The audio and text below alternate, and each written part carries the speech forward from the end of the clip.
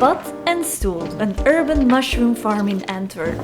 Although the farm was highly successful, it had to shut down way too soon. Co-founder Zjef shares insights on the mistakes that were made that others could avoid in their business startup, because it wasn't lacking a great vision on how the cultivation of mushrooms can grow as a business and as a sustainable part of our ecosystem. Ik sta er niet langer meer alleen voor. Ik heb Bart en Zjef leren kennen en we hebben elkaar de afgelopen weken wat afgetast. En, dat is echt vullen, joh. Very early on in my career, I was like looking at other crops to grow with no light, and a very simple one is mushrooms, and another one is insects. And the beauty, it's not only that they don't need light or a lot of light. The beauty about those two crops is that they get their energy source from organic waste, and that is a huge potential.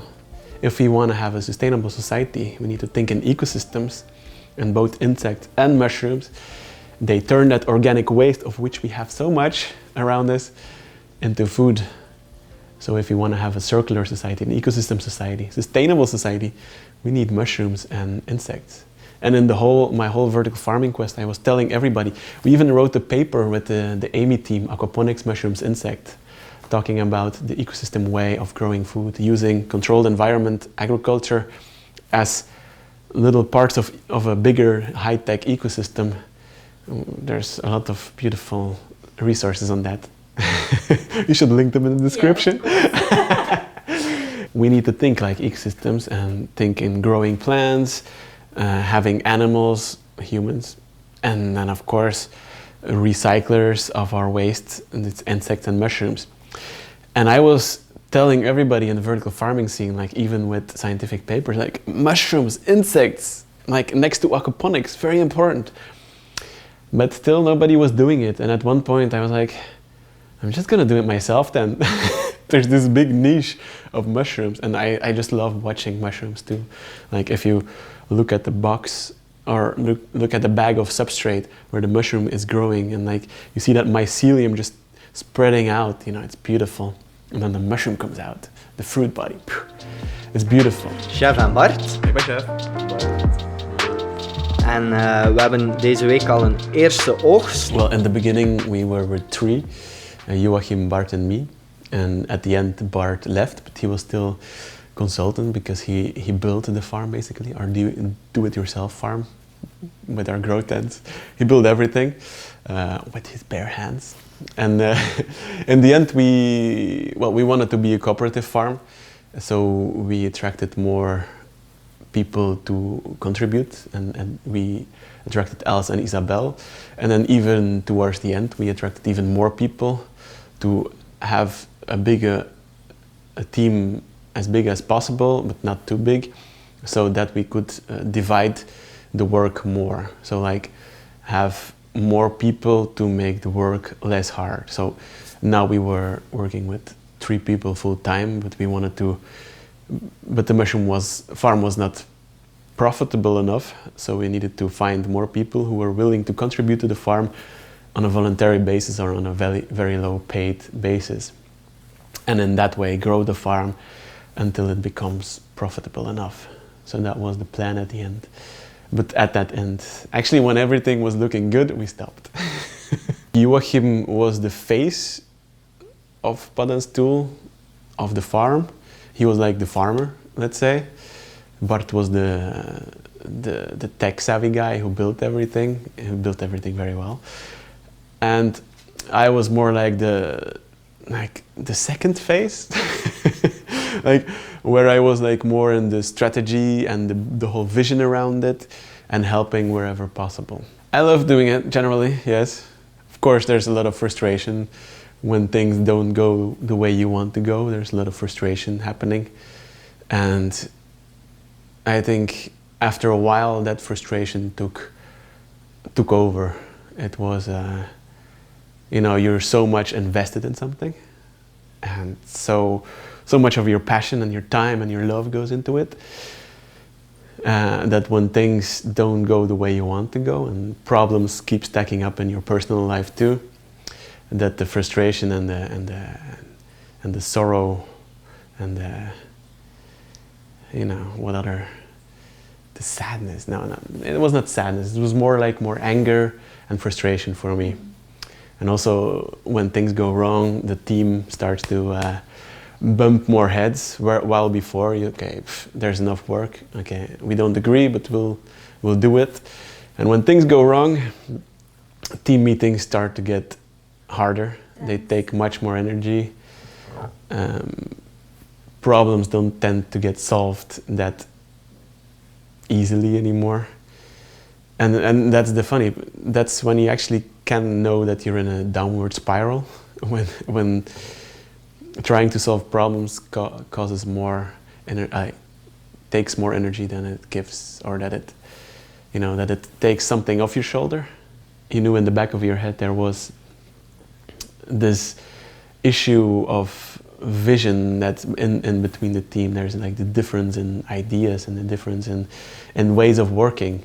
And I remember at one point we were like, especially Joachim and me, we were very persistent in our views, and at one point we just agreed, oh, you do that and I do that, and instead of working as a team, you go each on a separate project, which is good in a way, but at the same time, if you're such a small team with so much work, and then splitting ways on certain stuff, it's not very efficient. But it might have been necessary at that point. We kind of needed to prove to each other, my way is the best way, and he was like, my way is the best way. I think there was a lack of trust because of all the frustration and the misfortunes. We had a lot of misfortunes in our company, in our process. Well, every entrepreneur has a lot of setbacks, and instead of relying more on each other, we started relying less on each other, and the trust faded away. So, and that's what you need in a good team. You need a lot of trust. Like, I trust that you will be able to fix this, and you will be able to do this, so that I can focus on my stuff. But because there was a lack of trust, for sure the burden became heavier and the focus became harder. If my strategy, my personal strategy of wanting to be recognized and appreciated was good, was smart, then I would have paid myself first, because I cannot go for 2 years suffering and losing all my money and losing all my energy. And you can do that for 2 years, but you cannot do that for 10 years. And if you want to change the world, you want to do that for 10 years, 20 years, 30 years. So you need to have a long-term strategy. If I look back now, personally, I was traumatized. As an entrepreneur, I traumatized myself. I can say that now a year later. At the time I didn't know, but I was just tired. I wanted out. I really just wanted to run away from it. And the other people too. Because we made the financial plan and we were with 3 people working full time. But the plan still showed that there was only possible to pay 1.5 or 2 people for the work, and it would be suffering for another 2 or 3 years. Like, we had like a big crash 3 months before the end. We had a big crash, but we came out. It was like a winning streak after those 3 months. We really got the business to a new level. And it took a lot of us. It took a lot from us. But to then realize another 2 years of this, no, it's been no. It was a no. That's why the first mistakes, the not making a business plan and the going into it too fast, that's why those 2 first mistakes were so heavy, were so important. Because they planted the seeds for emotional suffering and failure at the end. Because, on paper it was doable. On paper, if I would Like if I could go back in time, but I can't. And that's I think one of the most important lessons I learned is like,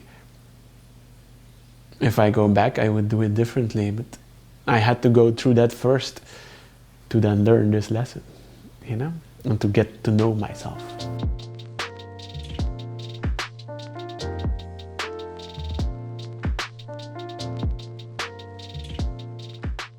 Vertel een keer, waarom vind jij paddenstoelen zo fantastisch?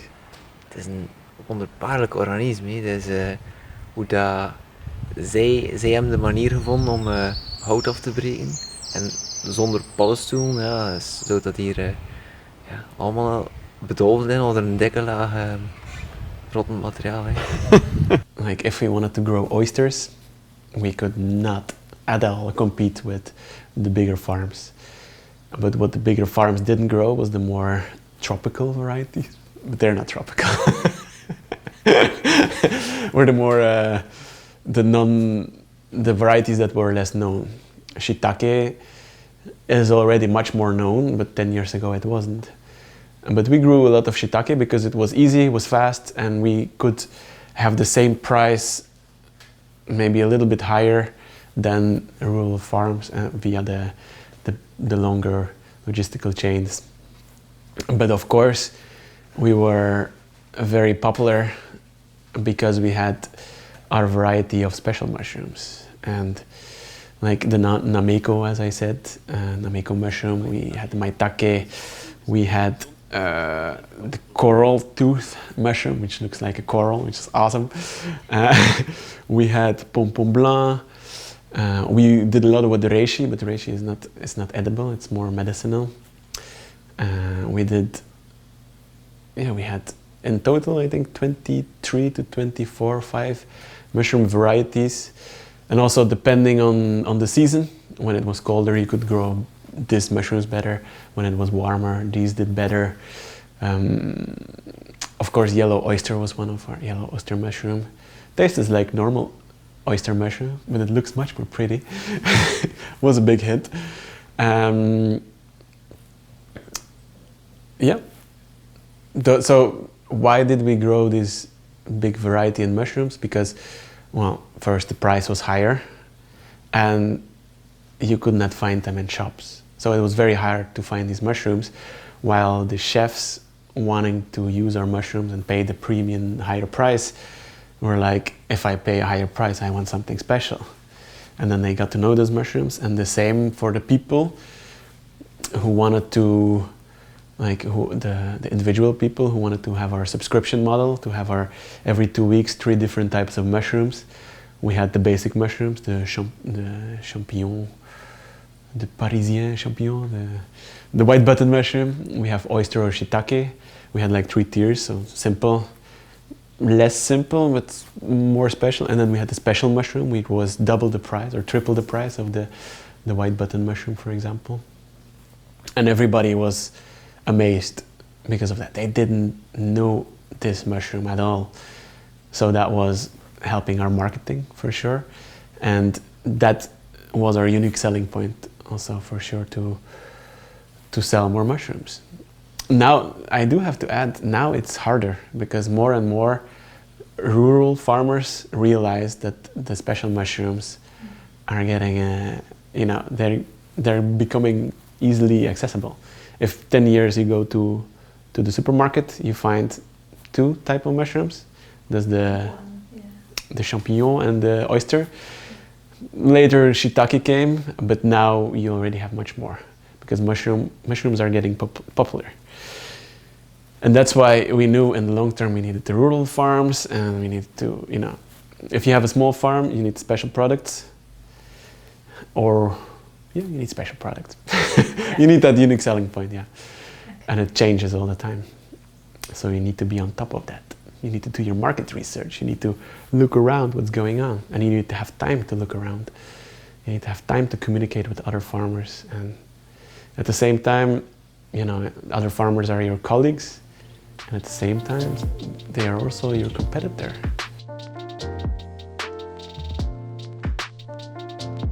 We had a special business model. We didn't only sell our mushrooms. That's in my opinion still a very important thing for an urban farm. It's like you're such a small farm that making profit or making your business profitable only on your produce is almost as good as impossible. Moreover, you have such a small space that your diversity of mushrooms cannot be as high. So what we did is we had contact with other growers in Belgium, and we ordered mushrooms from them, and we went to get them even. So we had also good connections with the growers in Belgium, and we went to pick up the mushrooms and sold also those mushrooms. So if we needed mushrooms, we could always get them from the big growers. And that was also part of our long-term plan on how to make, there was a big long-term plan on how to make our farm more profitable and change the whole food system, and that was part of it. Not in the beginning. In the beginning we thought we're going to be profitable only with our farm, but at the end we were like, we're going to use our farm as a hub for a network of farmers outside the city and make our urban farm inside the city. We're like a marketing, a sales tool, a hub tool to actually make the farm profitable, and the rural farms even more, because that's the perfect short chain. The farmers also could, we were planning on actually buying rural farms too in the long term if we had no money, and then selling them via the urban farm would give us a higher profit margin, which is what every farmer needs. Even the big farmers, they sell it through the normal logistical chains, and they don't get high of a margin. But if you sell it directly via an urban farm in the city, then you have a high profit margin, and you can use that money to make your farm more sustainable. And that was the ideal situation for the future.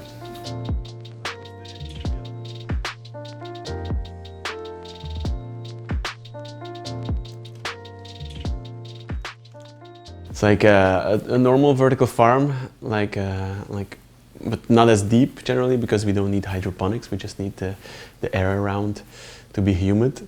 It's just like if you walk into your clothes closet, you have everything stacked up on all the sides as much as possible. And we would just go into the tents. We had this space where we could harvest and work in the tents and put everything we need there. And then we went out and tried to leave it as alone as, try to stay out of the tents as much as possible, so not to contaminate anything. We just opened the tents, looked, is everything okay? Okay. Need to harvest. Okay? Yeah. Anybody need some love, There's three phases in mushroom growing. First phase is from spore to mycelium. Then the second phase is the mycelium growing through the substrate. And then the third phase is the mushroom growing out of that substrate. And we only did the third because we had a lack of space. And there were a lot of specialized companies, especially in the Netherlands, just doing those substrate growing, and we could buy them for much cheaper than we could produce them ourselves. So we only did the last phase, the growing of the mushrooms, and depending on the mushroom, that takes from 1 to 3 weeks. So it's quite fast. So you put them in, you give them the right environment, and then we have a saying here in Belgium, they shoot up like mushrooms, Yeah. And it can go quite fast, yeah. But then the trick is to have the first harvest and try not to contaminate them while harvesting them, and then have a second harvest if possible. The third harvest, it's possible to have a third harvest, but generally the mushrooms are of lower quality, and we needed the space again for new mushrooms, because that's the issue with an urban farm. You don't have a lot of space, so you need to maximize the use of that space as much as possible. Onze koelcel is al binnen geïnstalleerd. Er zijn al een paar tenten geïnstalleerd. We had a DIY farm, but in the future farm we would have gone much more professional and much more automatic. Because even if you can work with a DIY farm, but we're seeing a lot of failures very fast, because you do it yourself and stuff breaks down, and then after a while, if we would have gone 5 years with that equipment, the farm would have cost us much more money than actually buying a decent system. So it's very important to see a pilot farm if you build it yourself as a pilot farm, and definitely in the future look at decent equipment and invest in good equipment. Or if you have a good business plan, you can immediately start with good equipment. It was, the growing of mushrooms is quite easy. I in the beginning of my vertical farming days, like everybody is talking about growing plants, and I was asking always, why don't you grow mushrooms? And there's one person once said, because it's too easy, we want a challenge. And that's not completely true, but it is true in a way. I think with mushrooms, the biggest challenge is contamination, for sure, and the irregularity of the result. So you could have like a lot of difference in growth and size, and there's a lot of variables that influence the mushrooms. Like if we grow in winter, they would be much slower. And springtime, it would be perfect. Spring and autumn time, the temperatures in our garage were perfect.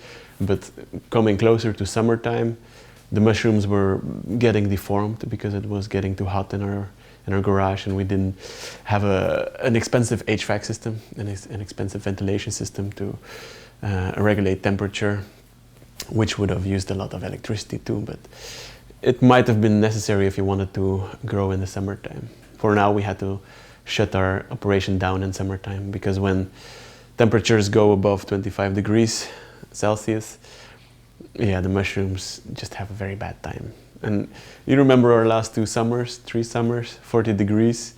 Even then, the garage was still colder, but when it went up above 25, it was impossible.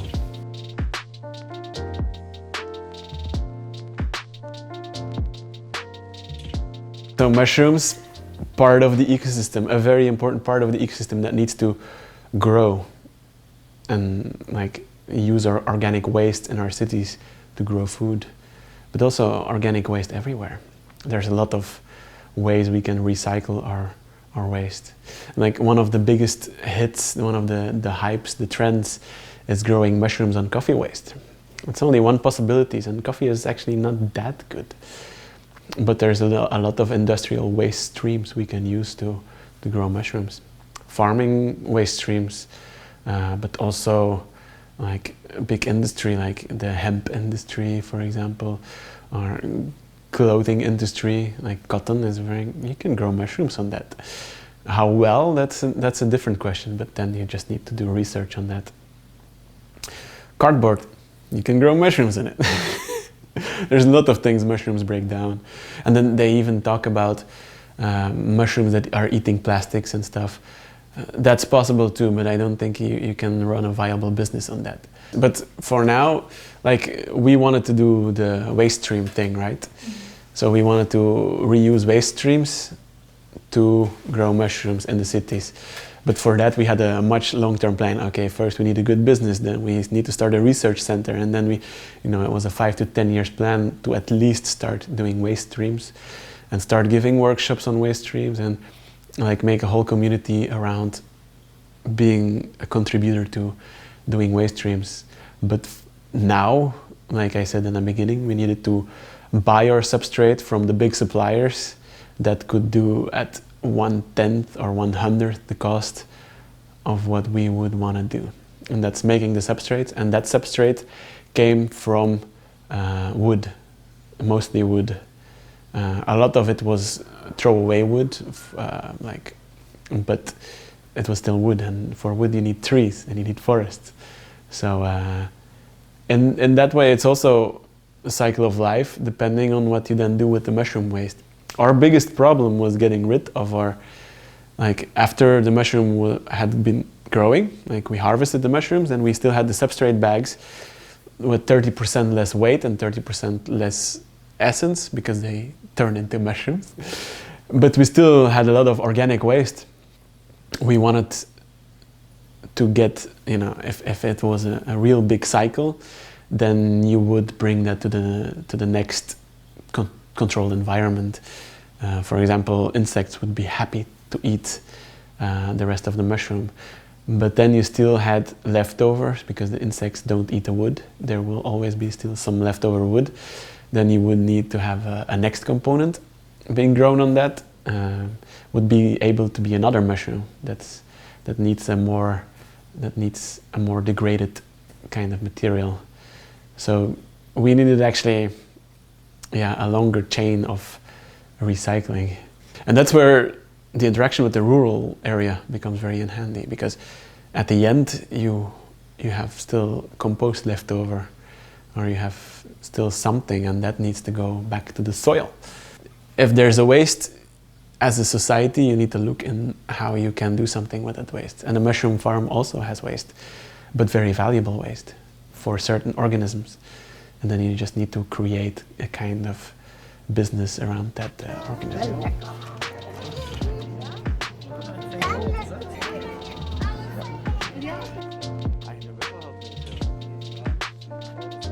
The success was marketing, for sure. We were popular beyond measure. No, and that was actually a team effort too, because I had done the 12 steps to farming. I have done a lot of vlog videos, and I did know some video editing. So I was walking around with video, making videos. I was walking around explaining the vision to everybody, like why mushroom farming is so important. And Joachim, he was the farmer, and everybody loves a farmer these days, luckily again. Some type of farmer. Yeah, an urban farmer, and everybody was like, this is an amazing project. And like if they came to the farm, most of the time it was Joachim they found at the farm. And he was really the face, and he was also a Facebook marketing, Instagram genius, because he was so down to earth. He was like, in his worst days, he would shoot a video of himself, like with his hair, like, so I'm gonna take you to through the farm, you know, like a nutty professor, but a crazy farmer in a way, like living, showing the perfect image of a farmer, basically. And he would be so genuine in his love for mushroom growing, online, offline, that he spread like the spark. He spread the spark, yeah. And another example, like every other week we had some leftovers, for example, and then he would put, no, not every week, but he did it a lot, like Facebook, not a competition, but a Facebook giveaway. It was like, there's a giveaway, tag somebody and share this post, and you will get a bag of substrate to grow your own mushrooms, or you'll get half a kilo of mushrooms who are worth 20 euros, for example. And like everybody was talking. We had a lot of likes, and everywhere we came, everybody knew about our company. We could have done more sales, and we did at some point do some sales. So there were some points where I went to the restaurants here are some of our mushrooms, you know, taste them, try them, call us if you want. But we only did that 2 times, 3 times. Generally, people called us because of the genius marketing. They were like, I heard you were this amazing project. I want some mushrooms from you. Like most of our customers came like that, or just meeting them at network events or something like that. I never had to do hard sales, actually.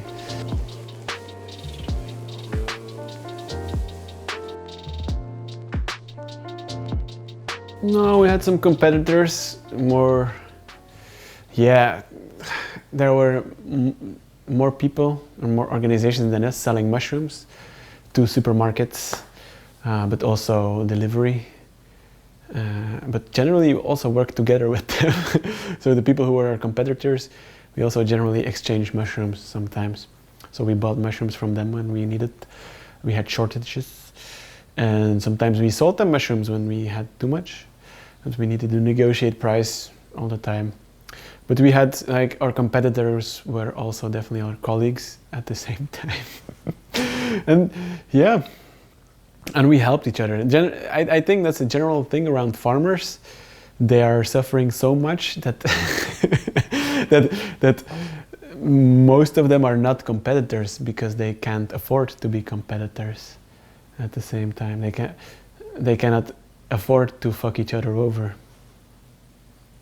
And it's generally not because of competition that you're out of the market. It's generally because of just the market, that and not because somebody stole your business. So definitely the first partners were our clients, of course, but we also like have our main partners for our subscriptions. We had a distribution model that there were pickup points. Those were our first main partners because they used space in their shop or their restaurants or their pickup location in their fridge because our mushrooms needed to be cooled. And for the first 1 year and a half, they did that for free, all of them. Thank you. After that, we knew we couldn't do this forever, so we implemented the mushroom coin, or the shroom coin. Anyway, we implemented a coin in order to they earned coins with each delivery or each subscription that was at their address, and they could buy our mushrooms with that.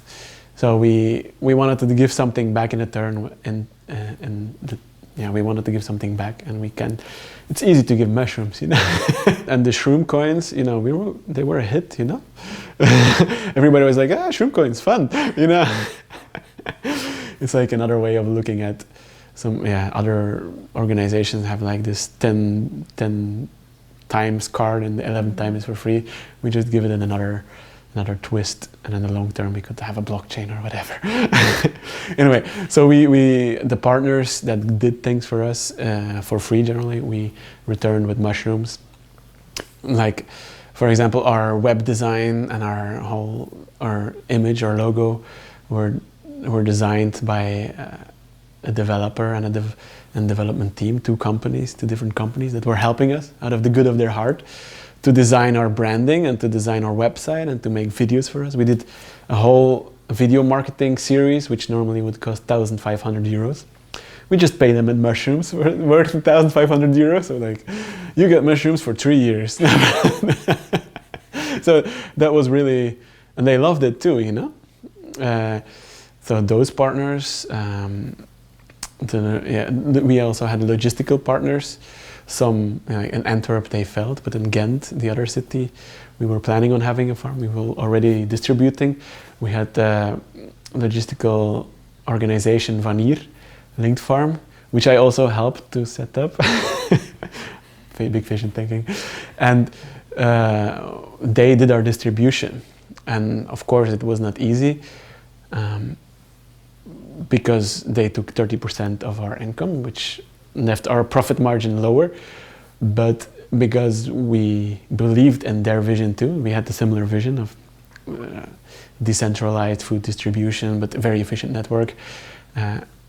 We sent everybody in Ghent via that organization, and that paid off because after a while we had huge amounts of clients via that partner organization. In the beginning we had to push everybody to change because we were driving around ourselves, and in the beginning that was more profitable to drive around ourselves, but in the long-term vision it was more profitable to work via them. So we just had to give our mushroom at their drop-off point, and the plan was also on the long term to have an urban mushroom farm in the city and have their hub too, So partners are not always, at this time we work together and we help each other, but partners are also to make future plans together, and we would have started the hub together with them. Well, it would have worked. It would have been amazing if it would kept on going. Other partners are, of course, local network organizations which more around trying to help the city to develop a food strategy. In Antwerp, we got involved in that. In Ghent, I was already involved in organizations like that. So we were part of that community too, which sometimes was paying membership fee, but that's not a lot for a company generally. But the most important thing was contributing to that community, so that community could grow on itself, which means speaking at events, for example, or putting your name behind the project they're doing, like Stoel is helping with this organization, and because we were so popular that had a lot of weight,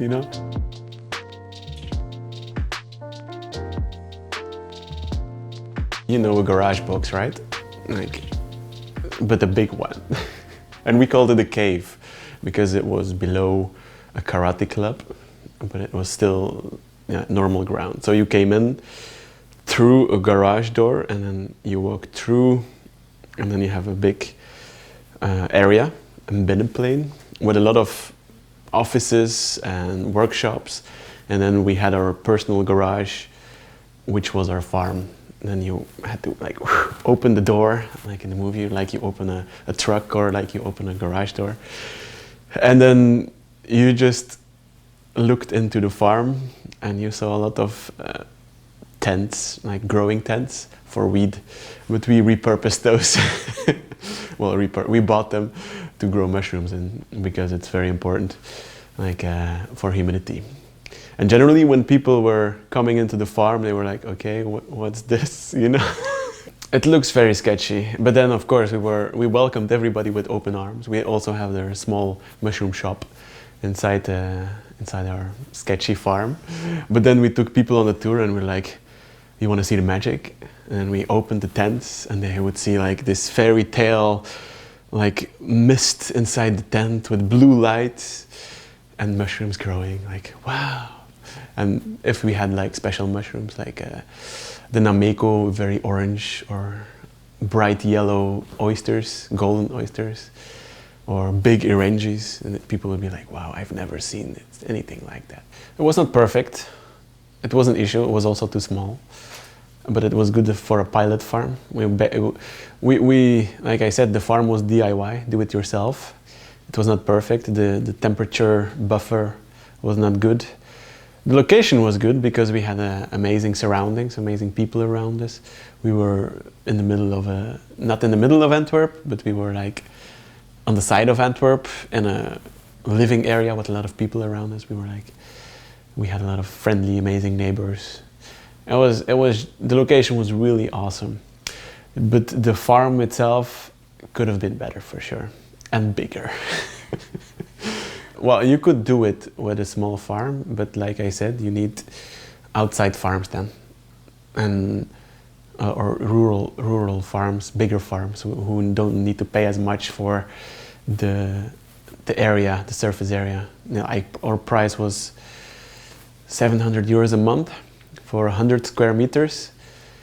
Do that in a rural area, it's like 1/4 of that, 1/3, and then you have like 3 times the size or 4 times the size.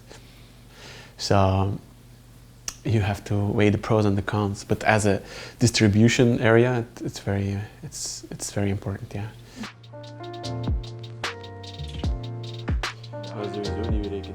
We zitten momenteel aan 60% van de crowdfunding en nog 34 dagen te gaan.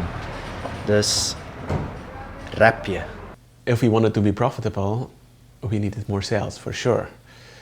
But the only problem was we didn't know how much. That's a big problem if you want to be profitable. So we had started the farm so fast, like we actually met Joachim, and Joachim was already in the process of doing it in Antwerp while we were in Ghent, still thinking about how we were doing it. And we were like, okay, Joachim is doing it, and he's doing what we want to do, so we just jump on that train and just go. So that's what we did.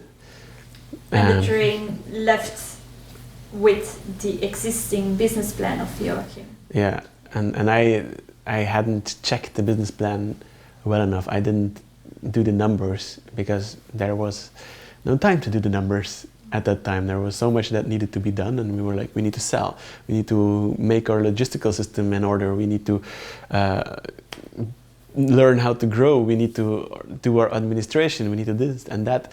So the business plan was somewhere in between that, and I didn't take enough time to thoroughly look at it, which then resulted in a couple of months later realizing there's more money going out of this business than coming in, and we're not even paying ourselves. And then I really took the time to do the numbers, and then I realized we're not asking enough money. We're like paying to give mushrooms to people. And like, oh, and then there was a lot going on, but then I quickly made like small calculations and stuff like that, and then I said we need to raise the price that much. But it was also a fast calculation. It was not a big business plan either. And what had happened is that we had priced our mushrooms very similar to the prices you get from big retailers or at the shop. And that was far from enough for what we did. And yeah, so we raised our prices and we kept on going, but we still didn't know like how much we actually needed for our business, how much we needed for our wages, which we didn't have. Yeah, that was actually not a good idea. Yeah, we did pay Joachim because he was most of the time at the farm, and Bart and I had more savings than he had, and we had some other income streams sometimes too, which left us like more in a stable position. But we paid Joachim for his work too, but not a lot. It was lower than minimum wage for Belgium. But it was enough to pay his rent and to cover his basic needs and stuff like that. A lot of the problems originate from the fact that we didn't take our time to turn that hobby into a business. Because in the beginning you could say it was a hobby business. Like if you put money into running a farm, you should call it investment, but it was not an investment even. So it was just paying money for learning the lessons we needed to run a farm, and we didn't look at it that way. We looked at it like as it was our business, as it was our job. So we drained ourselves. And yeah, there's a lot of business mentors, a lot of business books that say pay yourself first. That's a big mistake we made, yes. And in the right circumstances, we indeed started the farm generally on the side next to what we would be doing. And when we go pro, we get investment. And to get investment, you need a good business plan. And then you can, and that's what we had at the end after 2 years. We finally had a good business plan that then said, okay, we need an investment of this amount of money to then bridge 2 years of not making enough profit and being able to pay everybody working for the farm. And the idea was that our farms would also be community owned. So we would get our financing not from a bank or because we wanted to be a business. We would have our financing from everybody around the farm, from the community around the farm, which then also was genius, according to me, because if people invest in their farm, they're not easily going to go to a competitor to buy mushrooms. So that's also a big part of a community-supported agriculture. If you have shares in your farm, you will be ambassador, you will buy at the farm, you will be part of the farm. And that was our financing strategy plan. And we applied that strategy because many people were such big fans of us, of Pot and Stoel. And they happily paid more because they loved it. And the next part was getting the money for the farm. And we would get that, we were looking at like getting 100 to 150,000 just from the community around the farm.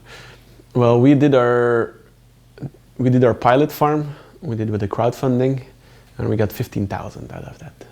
Crowdfunding of 15,000, which was enough to buy our tents, to buy our initial equipment. And then slowly we bought more with the revenue, which was going down. But yeah, every time money came in, we were like, okay, we need to invest in better equipment or extra equipment. And then the moment we realized we don't have enough money, we need to do more sales, or we need to go to this event, because events were like going and sell mushrooms on events was a big revenue sometimes. But yeah, if you have a pilot farm, you can do that with 10 to 15,000, 20,000. So cheap. Yes, but it's a pilot farm. But you have to see it as a pilot farm. And like I said, in a pilot farm, you don't pay yourself generally. But if you want to have then the good farm, if you want to have a profitable farm and you need to bridge some years to mature your business, then you're looking at, depending on the technology you're using, 150, 200, 300,000 euros.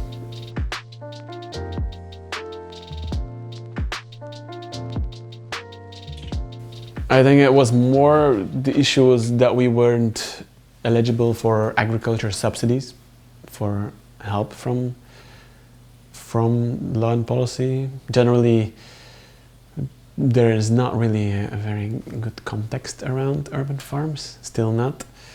So we were just like skating on the edge in a way. Skating on the edge, that's a weird expression. We were just like in the gray zone, generally. But definitely, that I know from the research before it, when it comes to waste recycling in society, there's some laws, hygienic laws, which are very important in a way, to keep diseases out of our food system, that are inhibiting like insect farming and not so much mushroom farming. But there are mushrooms that grow on waste, on fecal waste, on human waste, or there are. But yeah, that's more long term. If you want to actually have a real ecosystem society, we will need good protocols and good rules around hygienically reusing the biomass that we have without spreading diseases. Actually, when it comes to law and policy, there were no hurdles, but there were also... there are hurdles, yeah. Administrative hurdles. Yeah, I think that's for every business, not only for a farming business, but there's so much work going into and so much money too, going into like legal stuff, getting your farm, your administration, and then you hire the right people, you hire lawyers and you hire accountants, and they were a big chunk of our business expenses. They don't work for free. No. And I was always like, what do you contribute to society, huh? We give the basic necessities and you just, do law. We should earn more money than you. You're like, we should earn more money than you because we are at the foundations of our societal needs. And that's actually like I knew that. Before I get into farming, I knew that we wouldn't earn a lot of money, but when you actually feel that society undervalues this basic need for society, you get frustrated a lot. And that was a big part of my frustration too. Like I talked to people and I would be enraged at them just because they had a job which was not as essential as mine. I was like, why do you earn 100 euros an hour and I fucking nothing? Like, this is not okay. And many farmers, I understand many farmers now, like the rural farmers also, there's not a lot of rich farmers, but there's a lot of hardworking farmers. And that's why I also say that one of the solutions is to give community support to every farmer in Belgium. And in that way, it's the only way, because farmers have such big impact on our environment, on our natural environment, on our climate. They are actually like a big chunk of the solution towards climate change, but they cannot be a solution if we keep on driving the prices lower.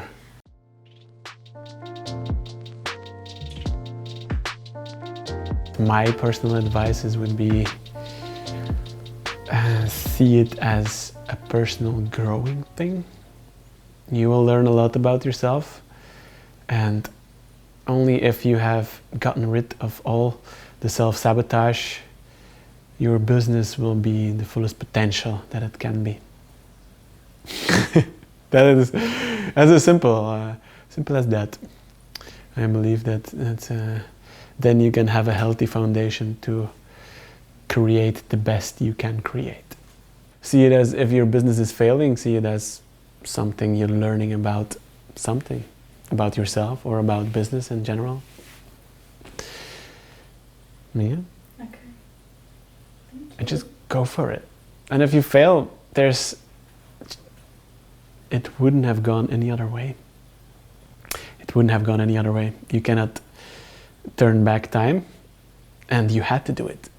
You know, I have learned my lessons now, and I could not have done it any other way in hindsight because of who I was at the time and who I evolved and what I wanted in my life, who I wanted to be, what I wanted to create.